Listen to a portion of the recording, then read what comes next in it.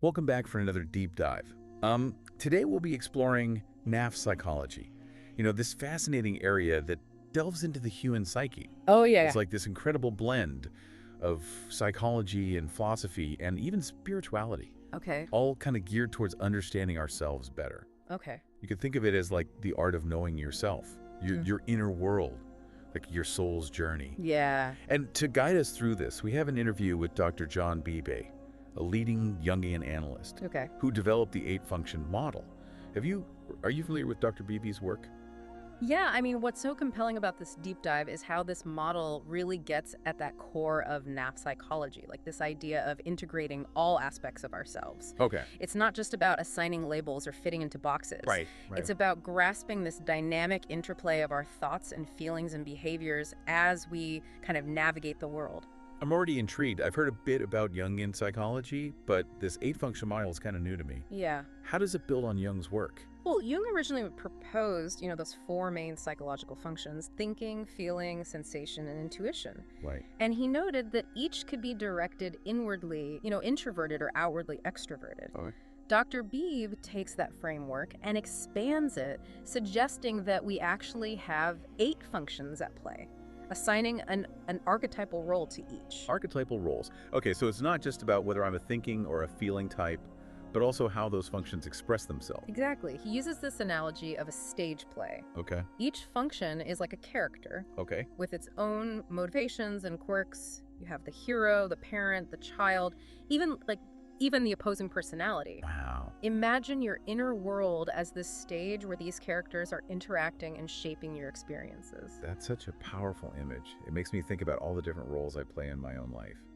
Like the responsible one, the playful one, the one who sometimes gets overwhelmed and retreats. And that's what's so brilliant about this model. It acknowledges that we're not one-dimensional. We all have these different characters within us, and understanding them can lead to some really profound insights into our motivations and behaviors. So walk me through this. If each function has an archetype, how do we even begin to understand which ones are dominant or influential in our lives? Well, he talks about the spine of personality. It's made up of the dominant and inferior functions, the two that are kind of most central to our sense of self. Okay. The dominant function is like our natural strength, the one we rely on almost effortlessly. The inferior function, often associated with, feelings of inadequacy or insecurity, can seem like our Achilles heel. So the dominant function is our superhero cape. The inferior function is the kryptonite. In a way, yeah. But here's where it gets really interesting. He doesn't see the inferior function as purely negative. Okay. He suggests that it holds a hidden potential, like a treasure waiting to be unearthed. So it's not about conquering or suppressing that inferior function, but rather understanding and integrating it. Exactly. Nafsychology is all about integration, recognizing and accepting all points of ourselves, even the ones that seem less desirable. Right. He even shares the story about a hexagram from the I Ching called Possession in Great Measure. Wow. It emphasizes owning our strengths without shame, while also acknowledging our limitations, which aligns perfectly with Nafsychology's approach to self-acceptance. That resonates with me. I've often struggled with feeling like I need to be perfect in every area of my life. Sure. But what you're saying is that true growth comes from acknowledging and embracing those imperfections. Precisely. It's about seeing those imperfections not as weaknesses, but as opportunities for growth and self-discovery. This becomes even more fascinating when we kind of explore Dr. Beebe's analogy of the octagon house. Okay. He suggests that the 8-function model can be visualized as a house with 8 sides, each representing a different aspect of our psyche. Wait a minute, an actual octagon-shaped house? Right. Like something out of a fantasy novel? Believe it or not, octagon houses were an actual architectural trend back in the 19th century. Wow. A phrenologist named Orson S. Fowler popularized them, claiming they were like ideal living spaces. Dr. Beebe draws a parallel, saying that our psyche, too, can be thought of as an octagon house, with each room representing a different function and archetype. I love that. So instead of trying to cram ourselves into a tiny box, we have this whole expansive house to explore. What an amazing concept. It really is. And by understanding each room, each function, and its associated archetype, we can start to see how they all work together to shape our unique personalities. It's about understanding the dynamics within our own psychic house and learning to navigate them skillfully. Okay, so we've got the spine representing the dominant and inferior functions. We've got this intriguing octagon house analogy with each side representing a function and archetype. But how does all of this connect to the shadow self, that darker, unconscious aspect of ourselves that Jung talked about? This is where it gets even more fascinating. Dr. Beebe references a dream Carl Jung had, where he wrestled with an Arab prince in an octagonal room. Jung interpreted this as a struggle with his shadow self, and a realization that he needed a more comprehensive model of the psyche, one that acknowledged both the conscious and unconscious aspects of ourselves. So Jung's dream was like a wake-up call, telling him to pay attention to those hidden shadow parts. Exactly. And Dr. Beebe suggests that his 8-function model provides the framework for doing just that. It offers a way to understand and integrate not only our conscious personality, but also the unconscious forces that influence our thoughts, feelings, and behaviors. Right. These forces, often associated with the shadow, are not to be feared, but understood and integrated as part of our whole self. That makes a lot of sense. Nafsychology seems to be all about embracing the totality of who we are, not just the parts that are easy or comfortable. Yeah. It's about understanding the interplay of light and shadow within our own psychic house. You're absolutely right. And this acceptance is key to personal growth.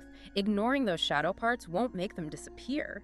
Understanding them, however, can lead to greater self-awareness and a more fulfilling life, which is at the very core of Nafsychology. It's like we're given this map to explore the uncharted territories within ourselves. I like that. And as we kind of learn to navigate these territories, we can start to make peace with the parts of ourselves that we might have previously, judged or rejected. So how do these archetypes actually manifest in our lives? I mean, I'm picturing like a literal hero swooping in to save the day.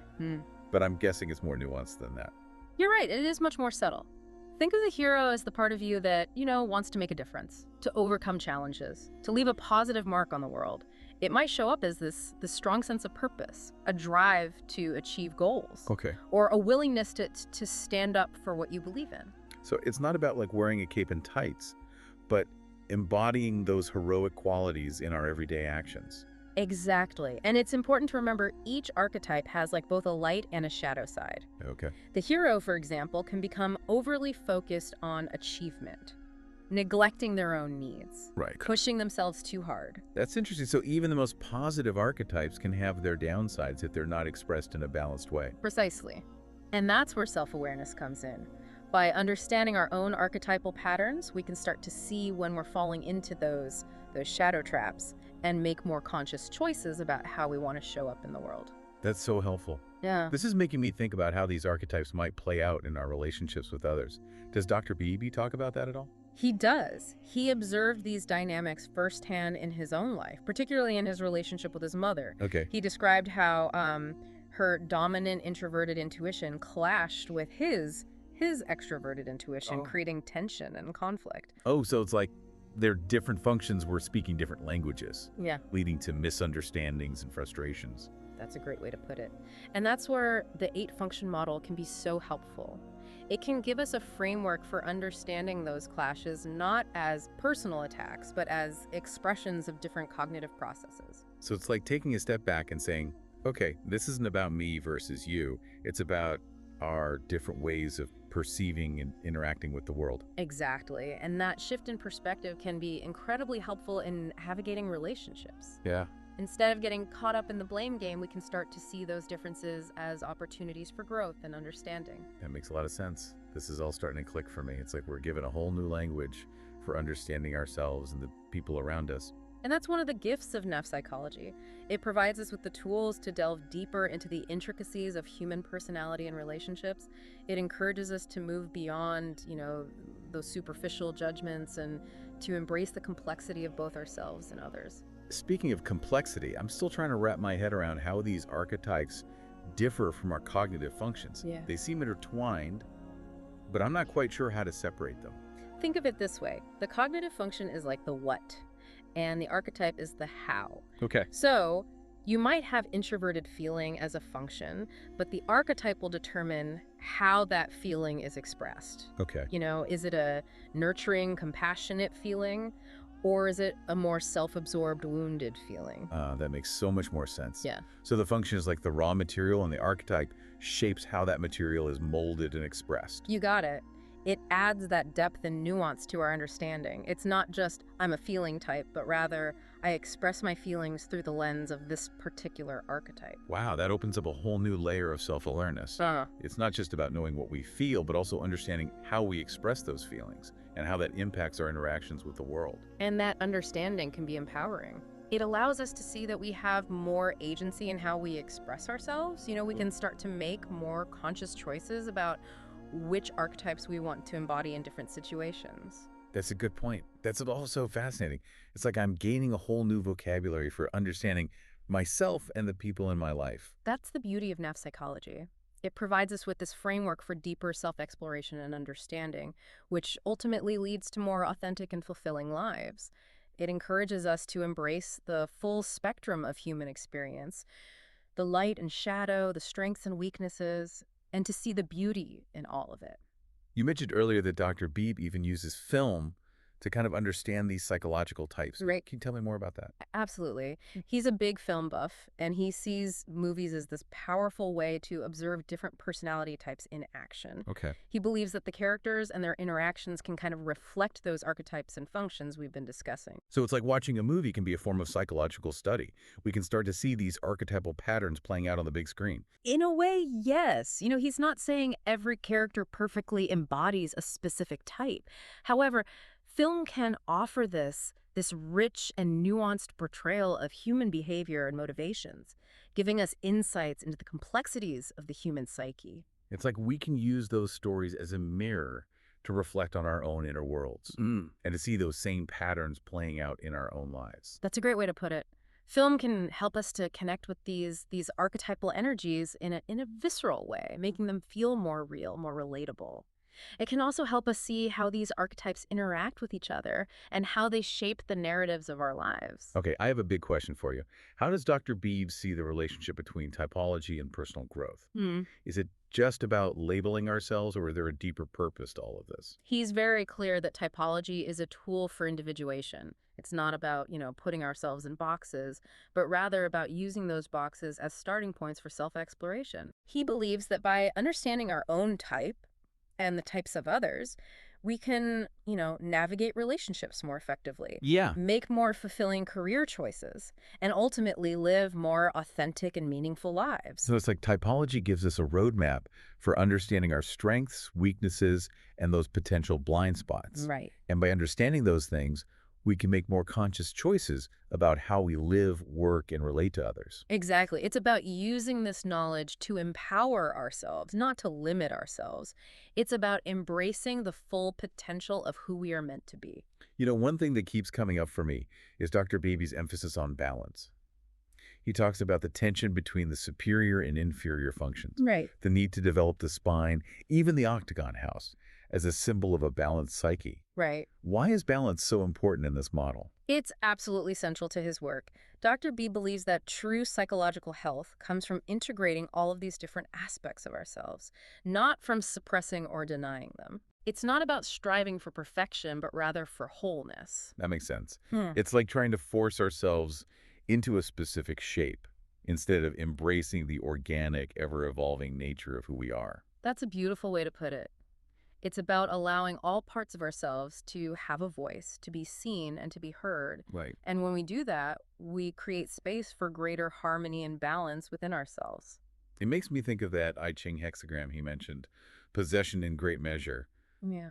It's not just about acknowledging our strengths, but also embracing our limitations. And recognizing that those limitations don't diminish our worth. Right. In fact, they can be a source of growth and transformation. They can help us develop compassion, humility, and a deeper understanding of the human experience. This whole conversation is making me realize how much I've tried to, hide or downplay my own inferior function. Sure. It's like I've been afraid to admit my weaknesses, even to myself. That's a common experience. We live in a culture that often values strength and achievement above all else. But what Dr. Beebe's model suggests is that our greatest growth often comes from confronting those parts of ourselves that we perceive as weak or flawed. It's like he's saying, don't be afraid of the basement of your octagon house. There might be some cobwebs down there, but there might also be hidden treasures. Exactly. And sometimes the greatest treasures are found in the darkest corners. By shining a light on those shadow parts, we can integrate them into our whole selves and unlock their hidden potential. This has been such a fascinating discussion. I'm realizing that the shadow self can completely change how we approach conflict. Like, Yeah. instead of seeing it as this battle of, right versus wrong, maybe it's more about understanding the different parts of ourselves that kind of get activated in those heated moments. That's a really profound insight. Conflict often arises when those shadow parts are triggered, whether it's happening within us or in someone else. It's like those hidden parts are suddenly thrown into the spotlight, and we react defensively often without even realizing what's driving those reactions. So instead of trying to win the argument or prove that we're right, maybe the more constructive approach is to pause and ask ourselves, what part of me feels threatened or insecure right now? Exactly. Turning inward like that can be incredibly de-escalating. Instead of pointing fingers, we can explore our internal landscape with curiosity and compassion, not only for the other person involved, but for ourselves as well. Yeah, thinking back on past arguments, I can see how this perspective could have helped, especially when clashing with someone very different from me. It felt like our functions were speaking entirely different languages, leading to so many misunderstandings and frustration. It's a common experience, and it highlights how crucial it is to understand these different cognitive processes. Without that awareness, it's easy to misinterpret intentions and react defensively, escalating the conflict further. It's as if we need a translator to help us decipher each other's words and understand the emotions behind them. It seems like the eight-function model could be that translator, helping us to decode those differences. Precisely. That's what makes Dr. Beebe's model so valuable. It gives us a shared language to grasp those differences, and communicate more effectively. We can begin to see clashes not as personal attacks, but as expressions of diverse ways of perceiving and interacting with the world. Yeah. That realization alone feels like a bridge to greater understanding. Even if we don't agree with someone, we can at least respect their perspective, knowing that it arises from a different way of processing the world. And that respect is the foundation for building healthy relationships, both on a personal level and within society as a whole. It allows us to engage in meaningful dialogue even amidst disagreement, fostering empathy and connection where there might have been division. This conversation has really broadened my understanding of psychology. It's not just about delving into our own minds, but also about understanding the larger systems and structures we're a part of and how these psychological patterns kind of influence everything around us. You've hit on a key point. Dr. Beebe himself emphasizes how typology can shed light on various aspects of life, from politics and religion to culture and societal norms. It's about recognizing those archetypal patterns and functions at play in the world around us. It's like once we grasp these fundamental building blocks of personality, we start seeing them everywhere, from the way families and communities operate to the dynamics within organizations and even global movements. Exactly. It gives us a new lens through which to view the world, revealing those underlying patterns and motivations driving human behavior on a larger scale. It can help us make sense of complex systems and understand the forces that shape our collective experience. Wow, this realization has profound implications.